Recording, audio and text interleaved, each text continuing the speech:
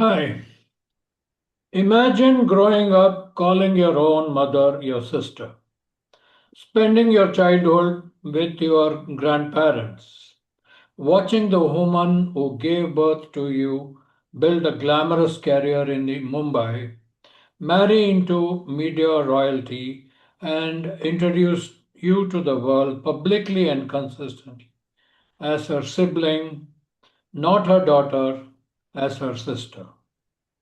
That was Sheena Bora's reality, and on April 24, 2012, the woman who had hidden her very existence killed her.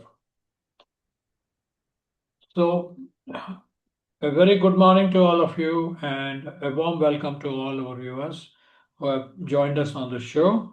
Welcome to our YouTube channel, Skepta. I'm your host, Dr. Mani Iyer, and before we start, I request every one of you to please subscribe to this channel and like this video. And also please share this video with all your friends and relatives. This will go a long way in supporting us and also help us produce many more videos and such more shows like this. Thank you. Today we are joined by Ms. Dishari Chaudhary, renowned psychologist who have been many times. She has come on the show, and she is joining us to analyze and discuss about this particular case. Welcome, Dishari ji, and Thank you, Madison. over to you. Thank you so much for the lovely introduction and for having me on this back on this channel. It is always a pleasure working here and giving awareness about these very important cases. Hopefully, doing our role in preventing such more cases and giving a psychological insight. This is a lovely initiative. I don't think many channels are doing it, so I would really request our viewers to motivate us by liking and commenting and subscribing and obviously giving your feedback so that we can improve. Anyway, coming back to the case, the Indrani Mukherjee case is often discussed as a story of wealth, power, and betrayal. But today I want to go deeper than that. I want to look at this case through a clinical psychology lens, specifically through the frameworks of identity construction, trauma history, maternal psychology, and the psychology of social ambition. Because when you do that, this case stops being merely sensational. It becomes one of the most psychologically instructive cases in recent Indian history. So it has been a very commonly known case, like the Sheena Bora murder case or the Indrani Mukherjee case. Many podcasts, videos, YouTube videos, news channel coverages have been there. So why this case was clinically so distinct for us to choose among the many other famous cases? It is because, like, for most cases of intimate partner violence or domestic homicide, there is a recognizable pattern. There is some escalating conflict, then there is a coercive control, and then there is a crisis point. This Hmm. case is different in almost every dimension. The victim was the perpetrator's own child. The motive was not rage in the conventional sense, but it was a calculated decision rooted in years of concealment, social ambition, and a specific trigger. So this crime remained undetected for 3 years, and the woman accused of it went on to like co-found a media company and live a high-profile life in Mumbai during this time. So each of these elements has a distinct psychological explanation, and understanding them is about excusing what allegedly happened. It is about understanding how human beings can arrive at acts that seem from the outside entirely incomprehensible, like no one can imagine it. So it's about understanding how these things actually can happen, right? So let me set up the clinical frame for you for an easier understanding. It is very necessary before we begin. So the trial in this case is still ongoing and conducted by the CBI before the special Mumbai court. Indrani Mukherjee has been granted bail and has consistently maintained aspects of her own version of the events. This is according to the latest news that we have. So I will work from established facts in the public record and the CBI charge sheet, and I will clearly separate fact from psychological inferences throughout. My goal here is not to convict. The courts are doing that work. That is not my job. My goal here is to illuminate the psychological architecture of the case and discuss, which is like remarkable, whether or not every like allegation is ultimately proven or not. Right. So if you want me to begin, sir, let's start. Yes, sir. You want to say something? Yes, sir. Right. So, yeah, basically, I mean, who really was Sheena Bora, ma'am? Was she the sister or was she the daughter? There is some confusion about this. Yes, very good question, sir. Let me just explain the case about the whole thing, like everyone, like all of the, uh, dice is in the chess game. Let me explain who Sheena Bora was. Sheena Bora was born on February 11th, 1987, in Shillong, Meghalaya, to a teenager named Indrani, who was then known as Pori Bora. Okay, she was raised primarily by her maternal grandparents in Guwahati, Assam, while Indrani left to build her career and live elsewhere.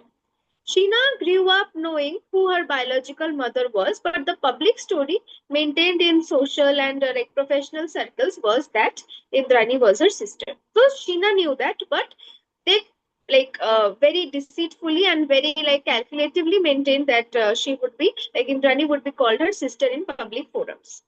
Despite this complicated beginning, Sheena built a life of her own.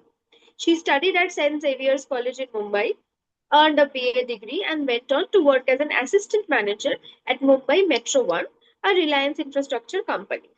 She was 25 years old, professionally settled, and in relationship with Rahul Mukherjee, the son of Peter Mukherjee, Indrani's then husband.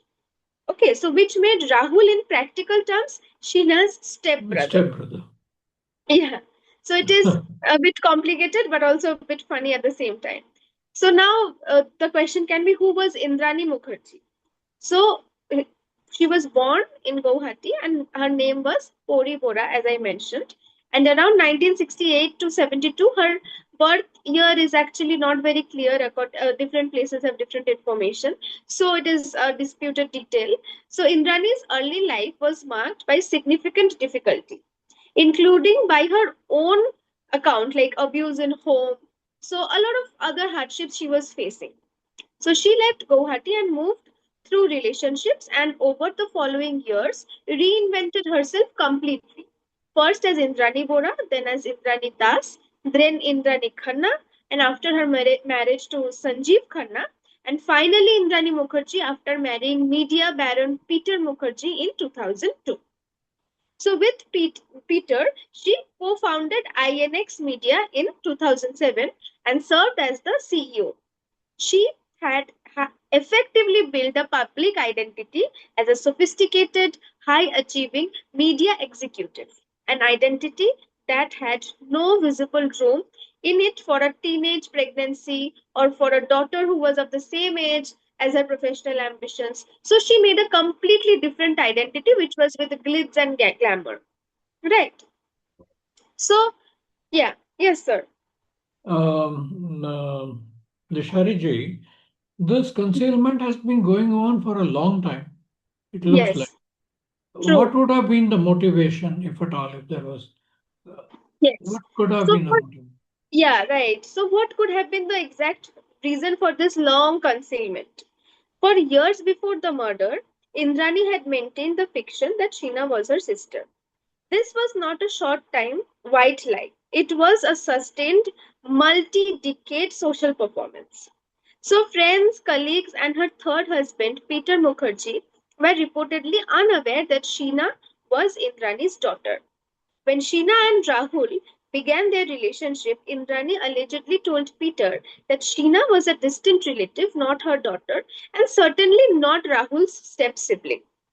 The precise trigger for the murder on April 24, 2012 is still a matter for the courts, but investigations have pointed to a combination of factors. First, Indrani's fear that Sheena's relationship with Rahul would unravel the identity she had so carefully constructed, and financial anxieties about inheritance and assets. Right. So Sheena was allegedly strangled in a moving car in Mumbai by Indrani, ex-husband Sanjeev Khanna, and driver Shyamvar Rai. Her body was transported to a forest in Raigad, burnt, and then dumped. Right. So So how the did the question, crime come to light, man?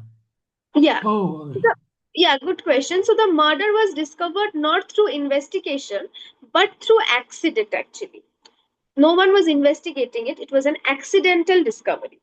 In August 2015, 3 full years after Sheena's death, Shyamvar Rai was arrested in an unrelated weapons case, right, which was not related to Sheena Bora or Indrani Mukerjea at all.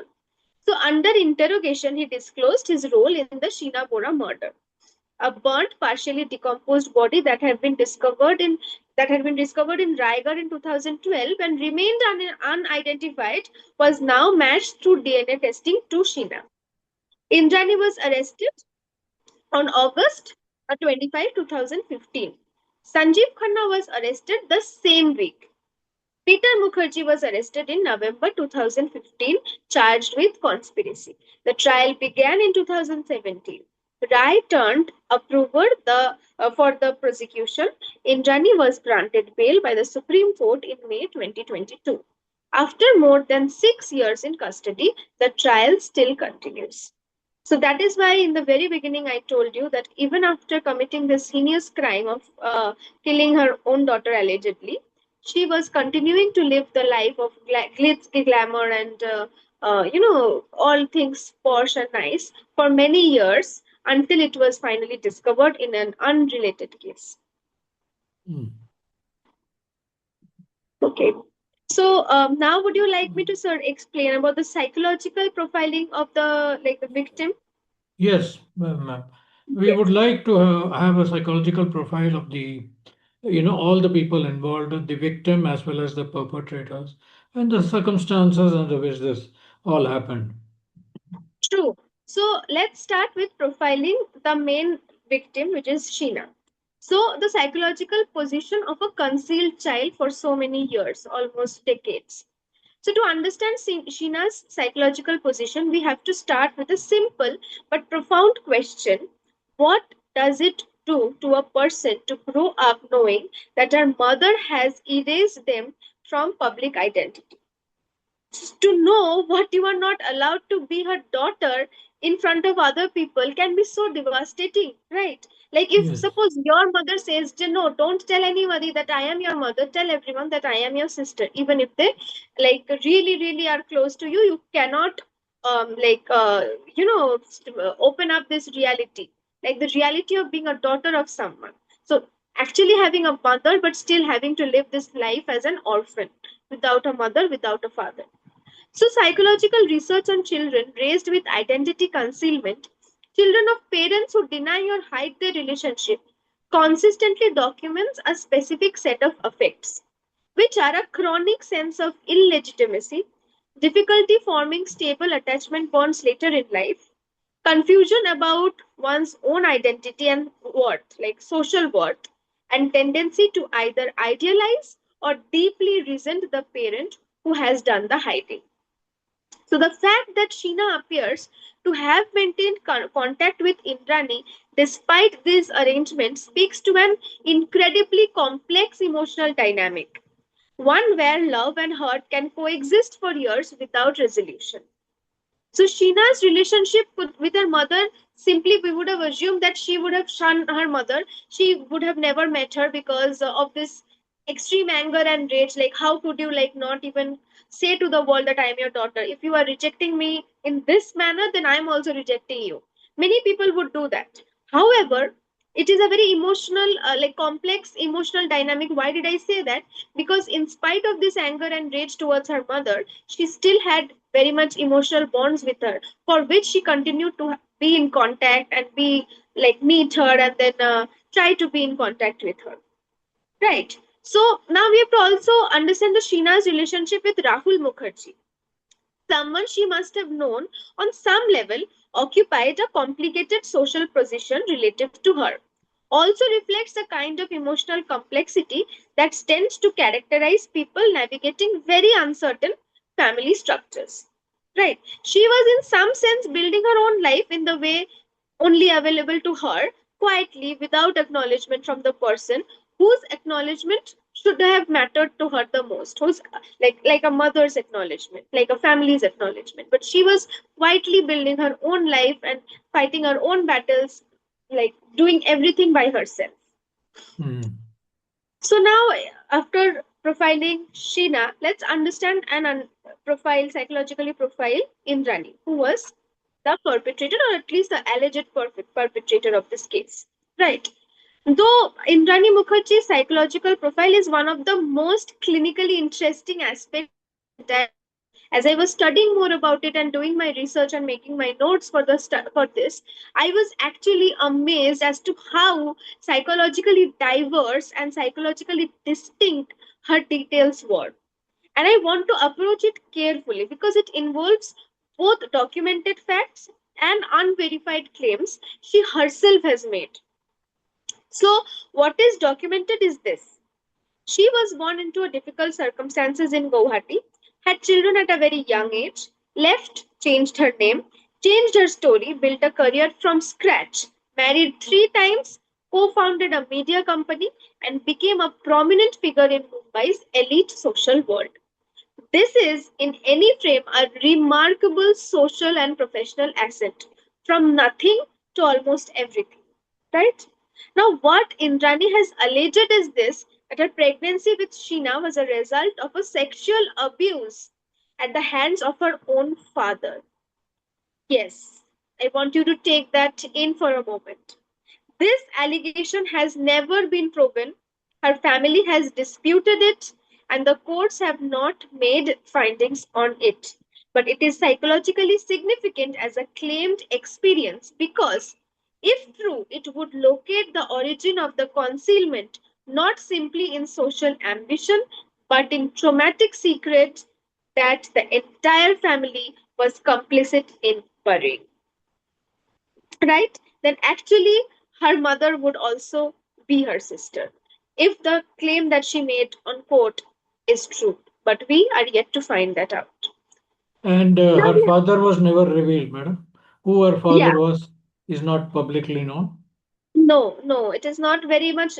There are speculations, but since I did not get any like a proven, proper charge sheeted fact or like something that is proven in court, I did not want to spread any false information. So I did not include the names that were available. But yeah, it is not definitely known who her father was actually. Okay. Yeah. Right, ma'am. So it looks like a trauma inside a trauma kind of a thing. So, Yeah. Yeah. It is actually true. The role of early trauma plays a big role, huge role in identity construction. Whether or not Indrani's specific allegations about her early life are accurate, the pattern of her adult behavior follows a clinical template that psychologists usually recognize as consistent with early relational trauma. When people experience significant, like so much shame, abuse, or instability in childhood, adolescence, they can develop what psychologists call a false self, a constructed persona that function as an armor against vulnerability. So one a funny thing I would like to share, not funny actually, a very deep but funny thing is the people with narcissistic disorders, like the people who are like always so boast up about themselves and tell me like I am God, I am I am invincible, I am undefeatable, are the actually the people who are very insecure. So this phase of narcissistic coping is actually a coping to hide their insecurity. hmm. Right. So they are very insecure. So that is why say they keep on banging so loudly that I am so good at this, I'm so good at that. Someone who's actually genuinely good would never have to do that. So, for example, if I tell you, like, would Ratan Tata or Ambani keep on saying, I am so rich, I am so rich, I am so rich? They won't. They will actually not. But someone who's actually very poor and suddenly gets some money, he or she will be like, so rich now, I can do this, you are unable to do this, and would boast about their money and everything, fame and wealth, right? So this false self that people create are actually armored against their vulnerability, which here Indrani Mukherjee also had made. The false self is often highly functional, even impressive to the outside world, but it is fundamentally fragile because it depends on the fact that the past should stay buried. Indrani's public identity, the sophisticated, high achieving executive, required the suppression of an entire chapter of her life. Sheena was not simply an inconvenient secret. She was, in a very literal sense, the living embodiment of everything that identity was that identity Indrani wanted to leave behind. She was the embodiment of the secret that she wanted to get rid of.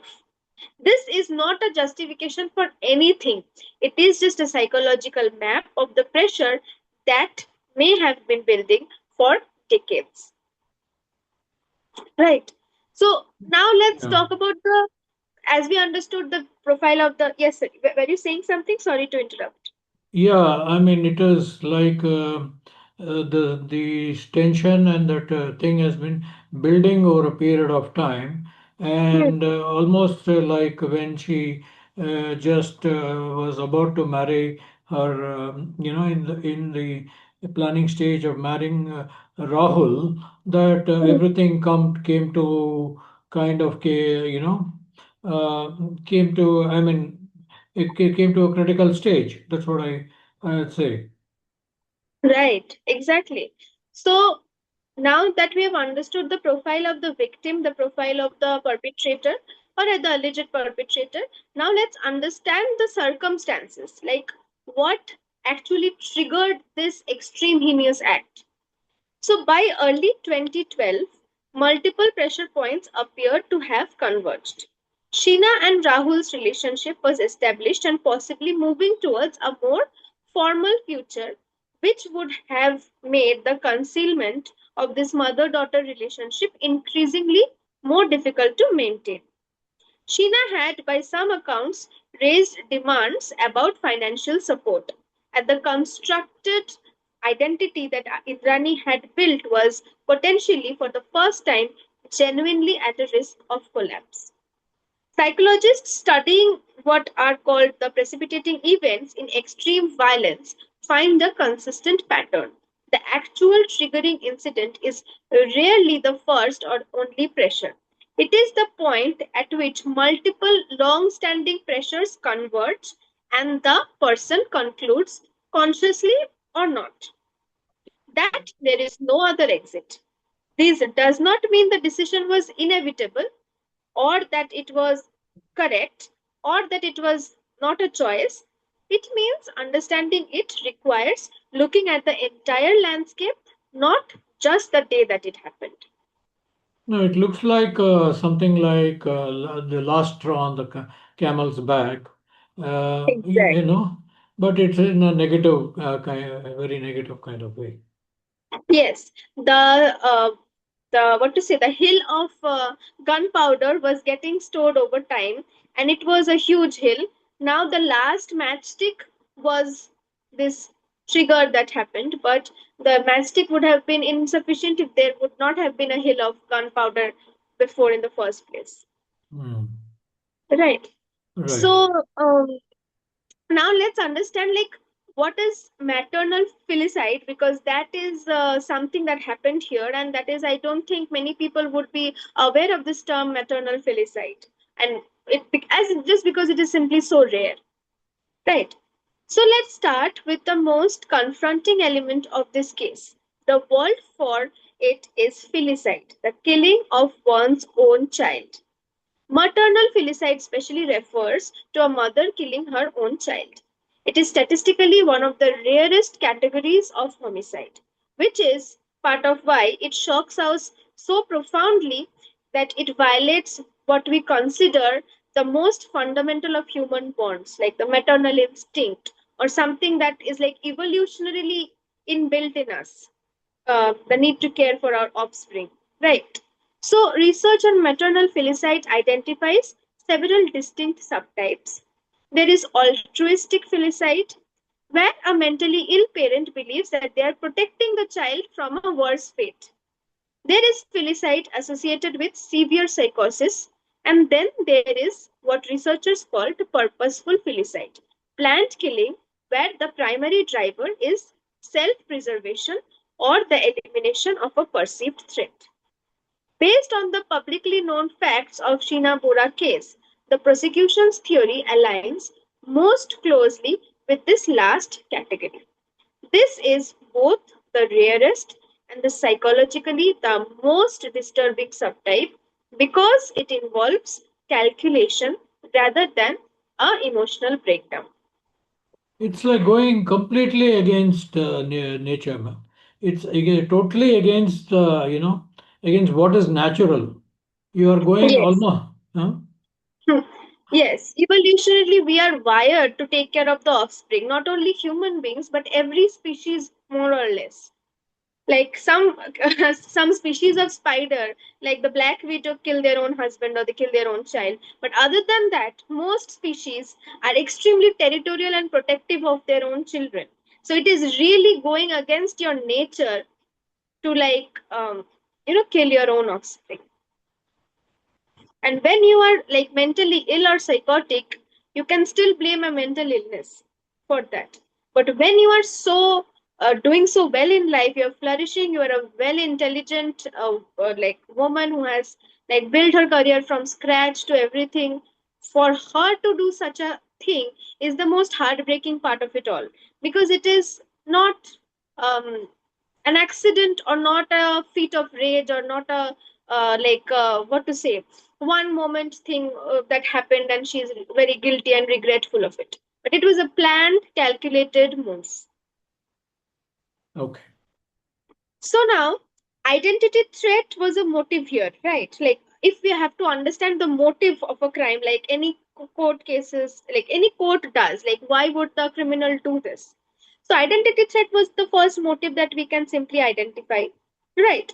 So, here the simplest way I can put the core psychological dynamic of this case is Indrani had built a life, a specific, carefully maintained version of who she was, and Sheena's existence, particularly Sheena's relationship with Rahul, was a crack that was forming in the wall of that version that she had created.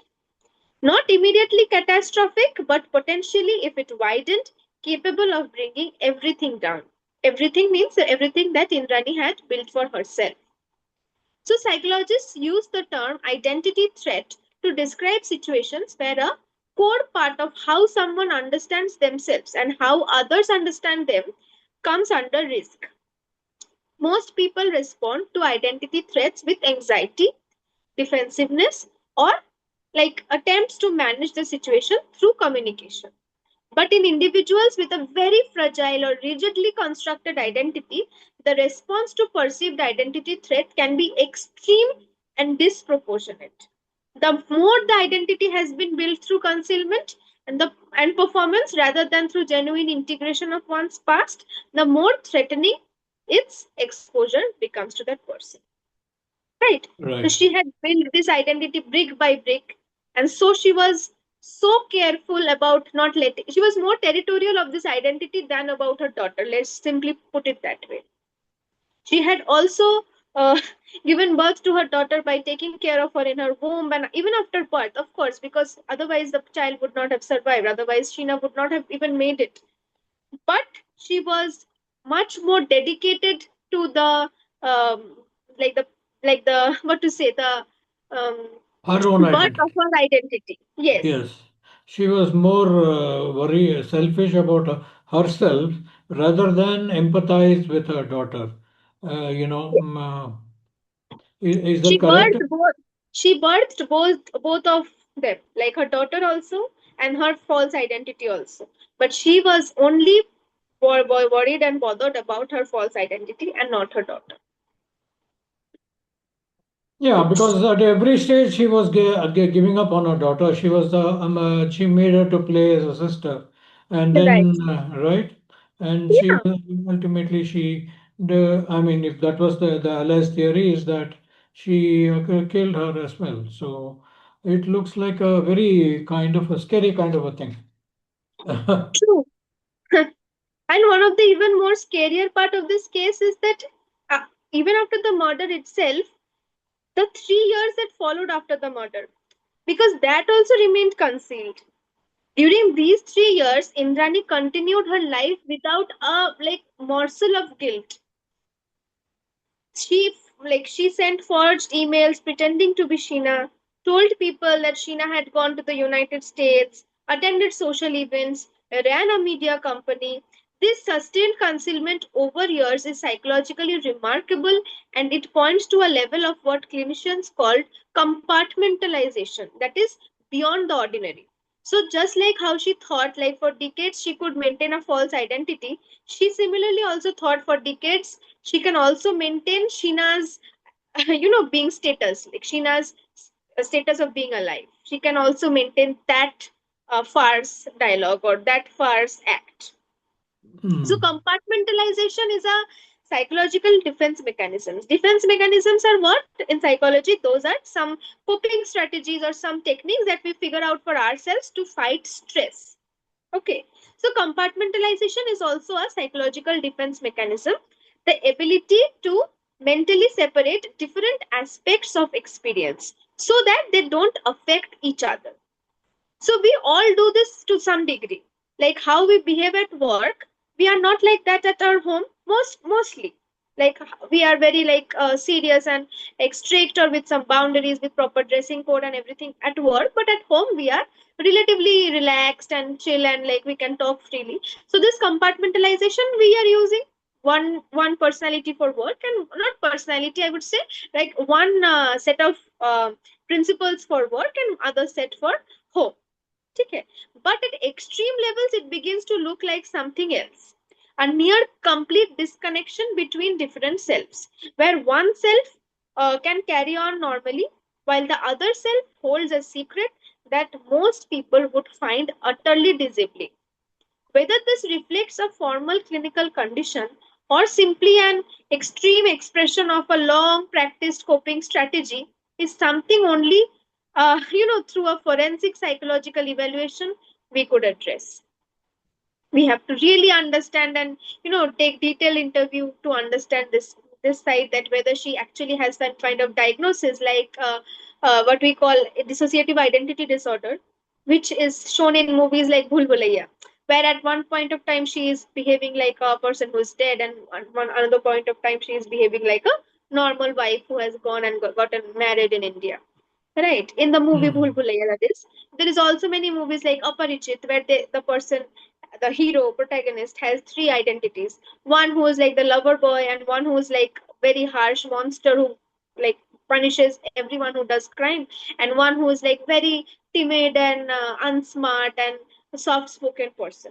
So there are three personalities, and that also forms in response to a trauma, early childhood trauma, and that personalities are formed to protect the individual. Because so suppose a boy is very timid, a little child, a 1 year old, suppose he is very timid and he needs his parents to protect him, but the parents only every night beat him or punish him or do such extreme heinous activities towards him that the child is unable to defend himself. So now the child understands the main people who are supposed to protect me are my only threat. So now I cannot be timid. If I continue to be timid and scared and lonely, then I will die. So then our brain, which is an amazing organ, makes a coping mechanism and makes another personality for that boy. And that personality is someone who is very angry, who is very strong, who can fight back to his parents, who can escape the home. And that personality, so it is formed as a like a coping strategy to survive this extreme kind of stress. But so this, whether this happened for her, we don't know. This can simply also be something like she practiced over the years and developed, and not a disease or a disorder at all. So we don't know that. Okay. So yeah, so this is this social ambition and its shallow side is what we can very clearly understand through this case. So there is one more psychological lens worth applying to this case because it is relevant. Beyond just this individual, the psychology of social ambition is a in a stratified society that we belong to. Right. So India's urban elite world has a very particular entry requirements. Family background, surname, education, marriage. Indrani came from the outside. Those requirements never worked in her favor. That is like genuinely remarkable. Okay, because at every step she had to present herself as someone she is not to be acceptable in that elite world. So, research on what psychologists call this status anxiety, the chronic fear of losing social standing or being found out, shows that it is often most acute in people who have risen sharply from difficult origins. The person who was born into an elite rarely fears exposure the way someone who built their way into those realms. Right. For them, exposure doesn't just mean embarrassment, it means potential undoing of everything they have worked so hard over the years to construct. That pressure is real and it distorts judgment in ways that are, with hindsight, visible but that may not have felt like distortion in the moment. Oh God. So now, This yes, case Maniji, is I a could not get you. this case is a psychologist. What do you call? My Gold goodness, mine. gold mine. Yeah. It is one single Yeah. case. You get to True. study so That many is why I way. so many behavioral strategies and so many matlab, what to say amazing ways as to how a human brain can work, how Yeah, twisted can something be, so many diagnoses, so many things all at once. that's right. Oh God. So, what this case is not is easier to understand. So, I would like to tell about that. I want to be equally clear about what psychological analysis does not explain here. It does not explain why the alleged decision was to kill rather than to have a difficult conversation, leave the relationship, or accept that past would eventually surface, as it almost always does. You cannot hide something so grave and so big for so long. Many people Yes. carry these enormous secrets and face these identity threats and experience status anxiety without ever considering violence. The psychological factors I have described narrow the landscape of how someone could arrive here, but they do not eliminate moral agency and they do not constitute a defense at all. I am not trying to defend that person. I'm just trying to psychologically analyze why she could have done it. So, Mm. understanding this case is not excusing her at any cost, but simply, uh, just like unbiased people who are psychologically analyzing a case, we need to know that suppose a very poor person has worked all his life, every day, to come to a position of where they can enjoy a lot of power and money, and suppose someday someone tells you I will take away everything and you will go back to that level of poverty, that would be really traumatizing because that person has actually faced that poverty, actually has faced that side of life, and now that they have faced this side of luxury, they cannot even imagine going back there. Mm. Suppose I'll easily explain. Suppose you drink normal instant coffee every day and you're used to it. But now one day you get a fancy coffee machine with your hard earned money, and then you start drinking roasted coffee with a different flavoring agents and everything, and you feel so happy and grateful about it. And one day someone comes and threatens to break your coffee machine and say, "Ki, okay, you have to go back to instant coffee." It will be very threatful to you. You would not actually like it. You would feel very like scared, like I built it with my own money, with after so many dreams and after so much hard work, and how can you just come and take everything away from me? So yeah, we are just trying to understand it, but that doesn't mean that I will kill the person who's trying to just threaten my coffee machine. That is not at all okay. So it looks like a very rare case, but even given this kind of a situation Sheena was in, I'm looking at it from the Sheena Bora's point of view. How could she have escaped from this? Was there any Yeah. chance at all? Yes, exactly. So we need to discuss like how she could have taken help or reached out, and this could have been prevented in hindsight. So on children raised in complicated family structures. To them, specifically, I want to give this message.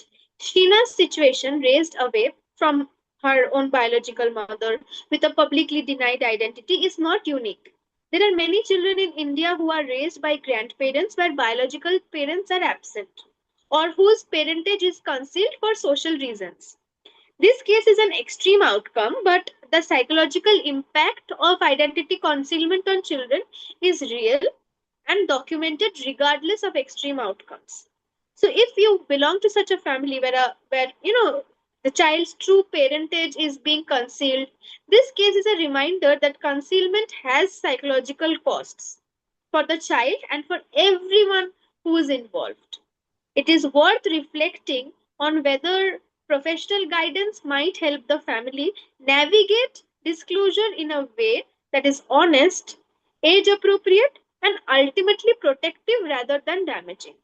Of course, psychological professionals are always there. So, psychological help or professional help on how to navigate this, how to disclose it in a way that it does not affect your status, or how to, you know, mm, actually maintain it in a structure where all of the interests are all of the persons involved, their interests are maintained and they move in a best strategic and mature, emotionally mature way, could have been discussed and they could have gotten the help instead of coming to this outcome, whichever means that they resorted to. Okay. And for Indrani's trajectory from a difficult early life to a constructed public identity reflects a pressure that many people feel through almost never to this extreme. I mean, not so much as she felt, but the sense that certain things about one's past must be hidden, or in order to be accepted, loved, or successful, they have to hide some things about them. It is the very common. That pressure is, in many cases, not imaginary. Social judgment about teenage pregnancy, about poverty, about family dysfunction is real. But there is a cost to the self in sustained concealment. Psychologists who work with people carrying major secrets consistently find that the energy required to maintain them, the constant vigilance, the management of who knows what, the fear of exposure is deeply corrosive to mental health and to the quality of relationships. Therapy often offers a space where the concealed self and the constructed self can begin to be integrated. Not for the world to see, but for the person themselves to live with less fracture. Right. Yes, ma'am. So, So, yeah, please yes. go ahead. Yeah. Um, So, shall I just say another aspect that is coming to my mind if you don't have any yes, other yes, yes, questions? sure. Yeah. Yeah. So, the extreme version of what we see in this case is a person who constructed identity was so fragile that any threat to it felt existential. Most of us will never approach that extreme, but we can all recognize in smaller ways the feeling of having a version of ourselves that we protect very fiercely, and the anxiety we feel when something threatens that version. So, we all have some flaws, right? And we try to work on those flaws, and if not get everything worked out and sorted, at least we try to conceal those, we try to hide those. So suppose we are very angry persons, but we try to conceal that at work so that we do not get our anger out in a way that is not good, that is not professional. So there is one part of us that we always try to conceal, but of course not to the extent that Indrani wanted. So if you notice yourself in a disproportionate or overwhelming fear of being found out or exposed, even in situations where the actual consequences of disclosure would be manageable, that is worth exploring with a professional. Not because it predicts anything dangerous, but because often it points out to something painful underneath that deserves attention and care. Right. So if you're hiding a secret for too long, suppose I'm just giving a small example, like you have a uh, puppy in your apartment, and in your apartment dogs are not allowed, so you are trying to Hide that fact that you have a puppy in your apartment. Otherwise, you will be ousted out of that building. So then you would try everything to like try that the puppy doesn't shout at night, or the puppy doesn't go out of the home. And every time someone needs to be present at the home to constantly monitor the puppy, so that the puppy is not left alone and he or she cannot do something that would be inappropriate and other people in the building would come to know. So one person has to be always there. One person has to take care of like soundproofing the doors and windows. One person has to take care like other people are not coming in their flat. So much pressure they have to take for a even a small thing like hiding a puppy. So now hiding an identity or a daughter for decades, you can only imagine how stressful it must have been for Indrani. Mhm. And even when yeah, give the example of the puppy, a full family as a unit was involved. But Indrani was doing it all by herself. She did not have any support. So we can only understand how threatening it must have felt to, let her false identity come to this world. Okay. Yeah, So, yeah. So given we are, yeah, it is a very, I think, involved case, and I think it was a very thing. So, maybe in summary, could you give your small reflections and conclusions? Uh, yeah. yeah. Exactly. So, one thing that I missed in this case, I would like to mention it in a small note that Sheena's brother, Mikhail Bora, raised concern about her disappearance persistently after she went missing.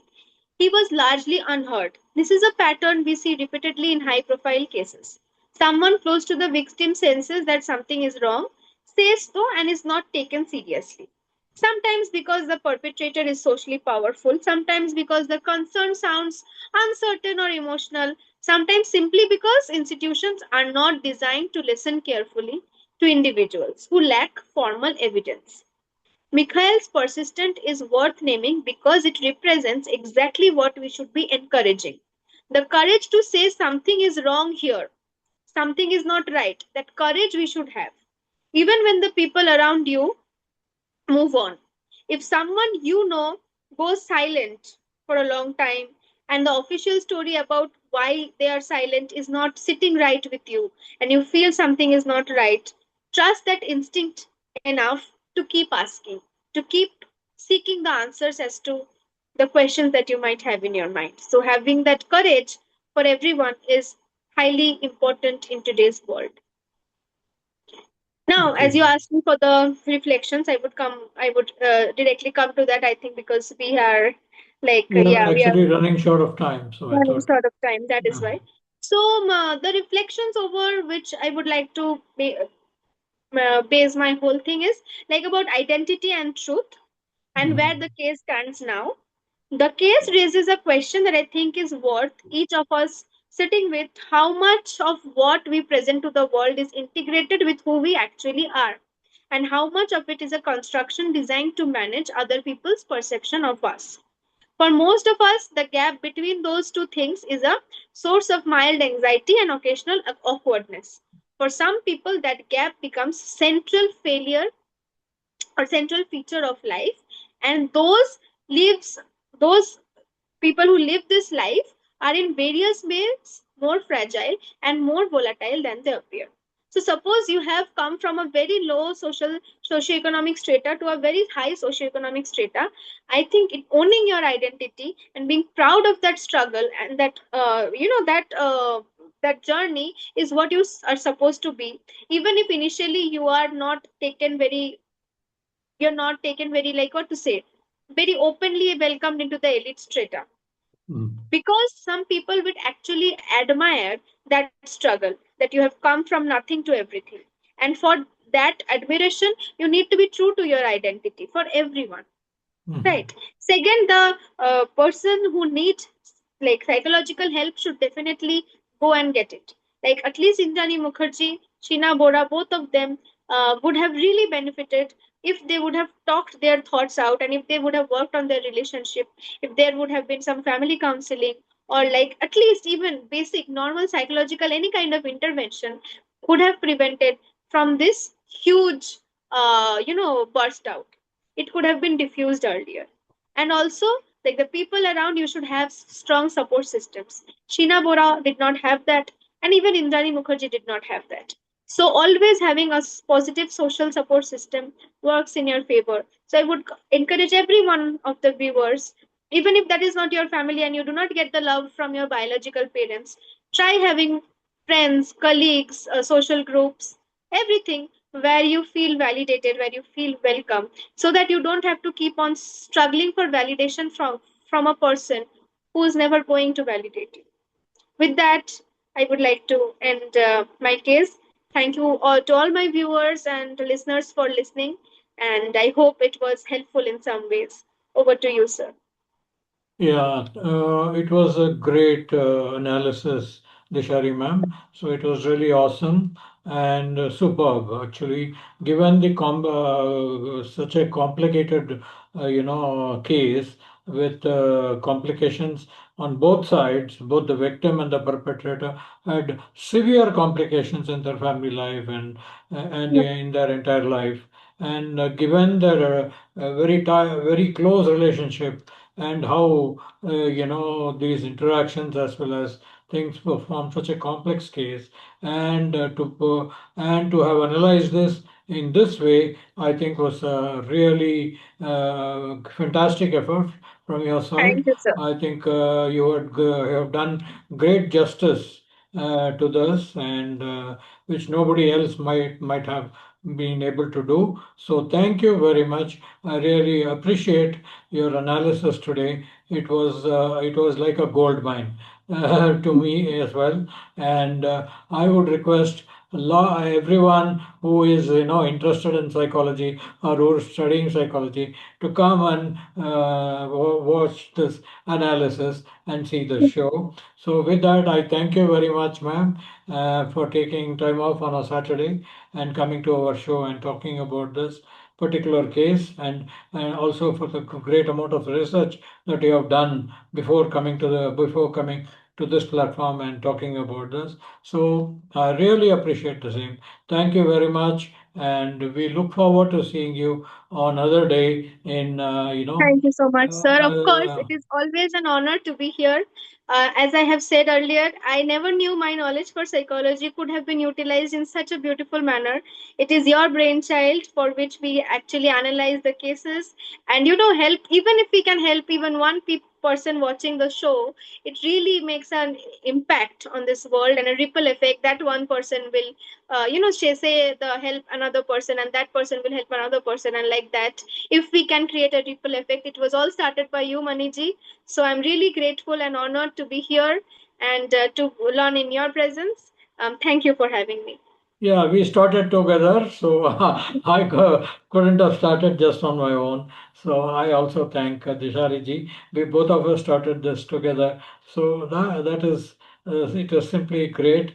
And I really liked this analysis today, and it was a really comprehensive analysis. It was awesome to put it, and very fantastic.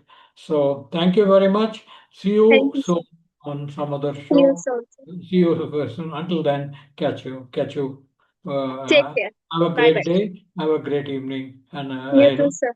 have a great day ahead. Thank you so much. Bye. Thank you.